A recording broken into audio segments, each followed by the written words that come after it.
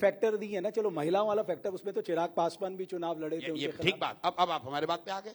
अभी तो आप करते कि शराबबंदी से ही नहीं, सब मैं हो रहा ये- मैं है। यशवंत आपसे- देशमुख ने ऐसा कहा है। ना ना, मैं आपसे पूछ रहा हूँ कि आप कन्विंस कर पाए, इसका मतलब आप मेरे convince भाई कर देखो, पाए, आप पहली बात convince आप है। समझो, जो यशवंत देशमुख ने कहा कि अगर आप महिला से पूछोगे कि शराबबंदी होनी चाहिए कि नहीं, बोले कि बिल्कुल होना चाहिए।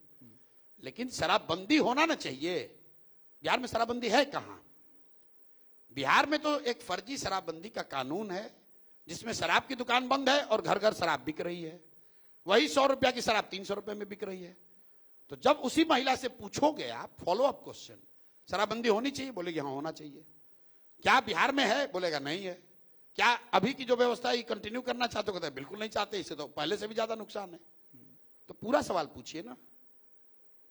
तो मतलब ये तो खैर आपने जो बातें स्पष्टीकरण की कि शराबबंदी को लेकर आपके पॉइंट ऑफ व्यू, लेकिन स्पष्टीकरण क्या है? तो पहले दिन से कह रहे नहीं, क्योंकि कोई भी पॉलिटिकल पार्टी इसको लेकर, हैं। क्योंकि कोई आप- पॉलिटिकल पार्टी और जनसभा में फर्क आप नहीं है। चिराग पासवान को बहुत प्रेज करते हैं। चिराग पासवान ने भी इस बात को लेकर, चिराग पासवान को एक बात के लिए प्रेज करते हैं कि उन्होंने बिहार में राजनीति से जुड़े होने के बावजूद यहां पर ओपन जात धर्म की राजनीति नहीं की है।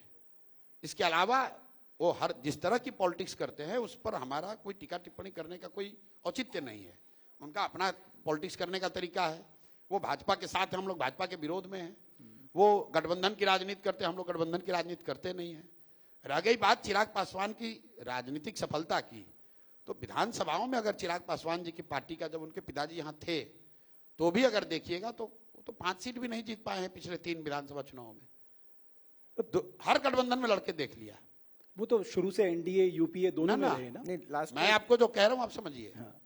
वो एमपी का चुनाव जीतते हैं, विधानसभा विधानसभा में 5 विधायक भी अभी तक नहीं जीत पाए हैं। वो पिछली बार 1 जीते थे, उससे पहले वाले चुनाव में 2 जीते थे, उससे पहले 3 या 4 जीते थे। प्रशांत जी एक तो और ऐसा नहीं है कि चिराग पासवान शराबबंदी के पक्ष में है तो पूरा बिहार खड़ा होकर उन्हीं को वोट दे रहा है। मैं आपको इतना बात कह रहा हूं कि उसका सीधा कोई लिंक नहीं है। ये आपके दिमाग में बना हुआ है। शराबबंदी लागू करेंगे, महिलाएं ऐसी चाहती हैं इसलिए सारी महिला हमको वोट दे देंगी, इसलिए मैं जीत जाऊंगा। आंकड़े बिल्कुल इसके उलट है।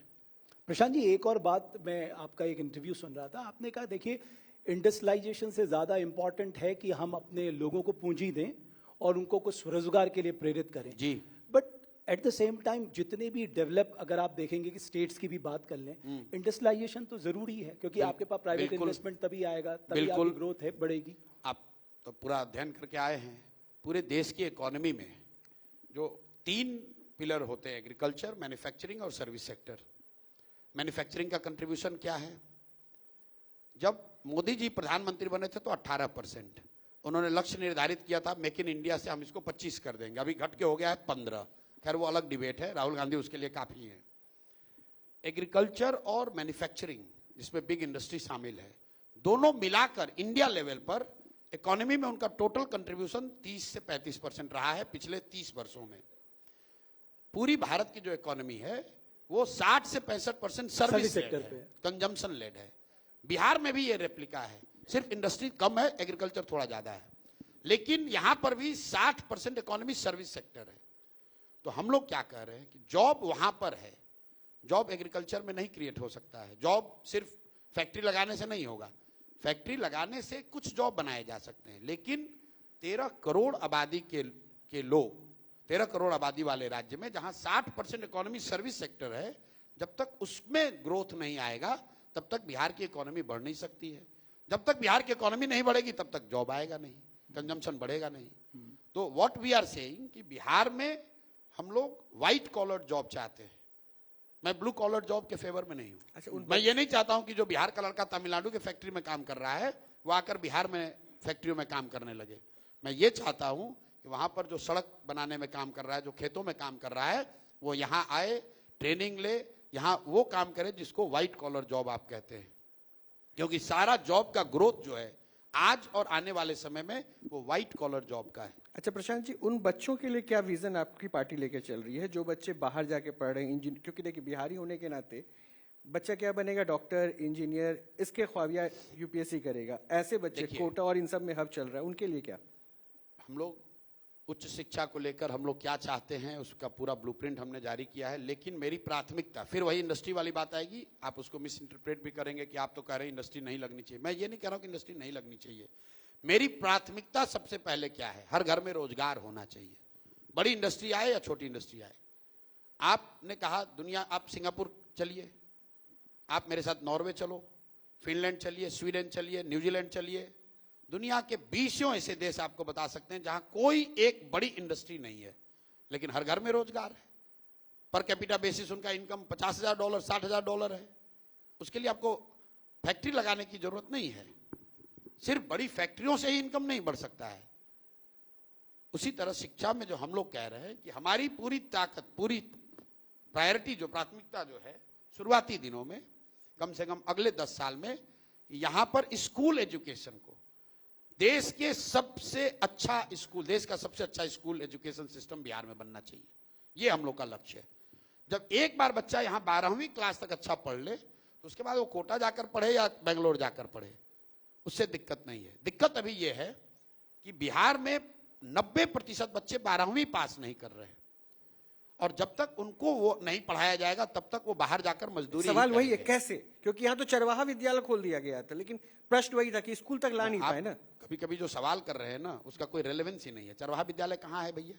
किसी जमाने में, उसी जमाने की बात मैं कह रहा हूँ। उस जमाने को बीते हुए 25 साल हो गया, लेकिन जंगल राज तो उसी को दिखा के लोग अभी भी कह रहे हैं। जो कर रहे हैं उनसे पूछिए।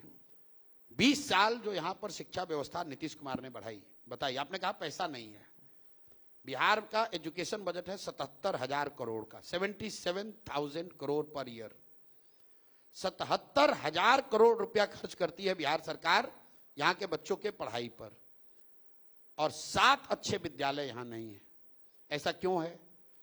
इसके लिए दोनों समाज और सरकार दोषी है। पिछले 2-3 दशकों में, खासकर नीतीश जी के आने के बाद, एक ऐसी सोच बन गई कि जो शिक्षण संस्थान है, समता मूलक शिक्षा नीति बनाने के नाम पर इन्होंने हर गांव, हर मोहल्ले में स्कूल खोल दिए। नतीजा क्या हुआ कि जहां बिल्डिंग बनी वहां शिक्षक नहीं है, जहां शिक्षक है वहां बिल्डिंग नहीं है, जहां दोनों है वहां बच्चे नहीं है, जहां तीनों है वहां पढ़ाई नहीं है। कुछ लोग बताते हैं, आपको बताएंगे कि भैया बिहार में शिक्षा नीति इसलिए खराब है क्योंकि यहां पर खिचड़ी बंटता है स्कूल से।